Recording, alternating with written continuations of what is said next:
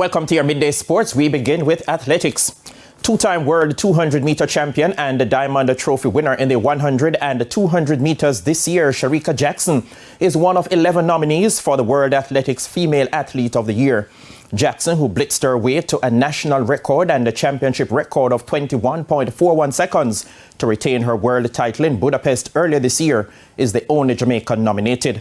Double world champion and world record holder Faith Kipyegon of Kenya is also nominated, along with world champions Sha'Carri Richardson, Yorima Rojas, Gudaf Segai, Femke Ball, Haruka Kitaguchi, Maria Perez, Yaroslava Mahuchik, and Winfred Yavi.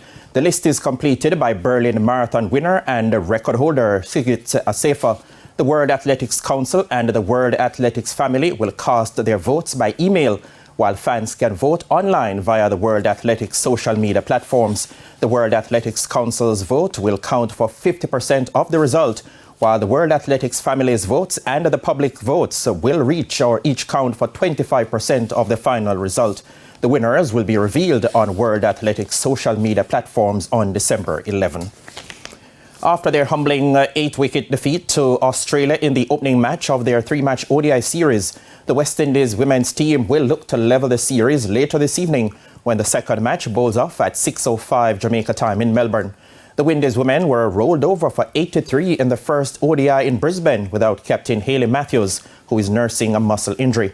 That innings lasted only 27.5 overs, but head coach Shane Dietz says the team will be searching for a better showing while the players work on small details against the world champions.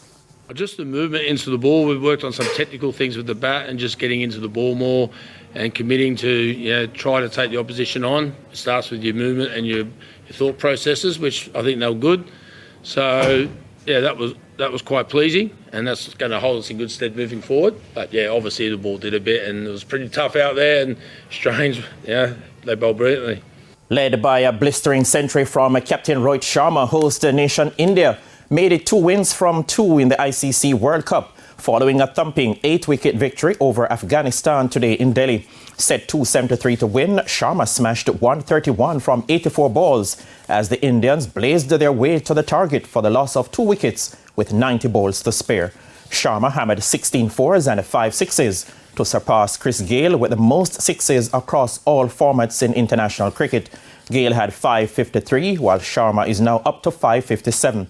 He shared in a 156-run opening stand with Ishan Kishan, who made 47, while Virat Kohli finished unbeaten on 55.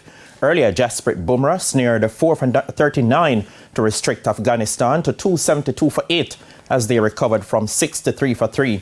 India now join leaders New Zealand and Pakistan on 4 points each. And finally, 8 matches, including 3 games which are scheduled for resumption, will take place in the urban area Issa Manning Cup competition this afternoon. Former winners Excelsior High will take a 3-0 lead into their match against the Cedar Grove that is set to resume at 1:30. The unbeaten St Andrew Technical also hold a 3-0 lead over Tarrant High in a match that restarts at 2 p.m. The other game to restart is former winners Bridgeport High against Clancarty, which is locked at 0-0. Elsewhere, Group E leaders Mona High hunt a 5th straight victory when they take on Holy Trinity at Barbican Field. Zone G leaders and Woolmer's Boys, that is, who have already qualified for the second round, square off with Ascot High, who dropped 14-1 in the first meeting. Meanwhile, there are 13 matches down to be contested in the rural area the Costa Cup competition, which will be headlined by Zone E rival clash between leaders Stets and former winners Monroe College.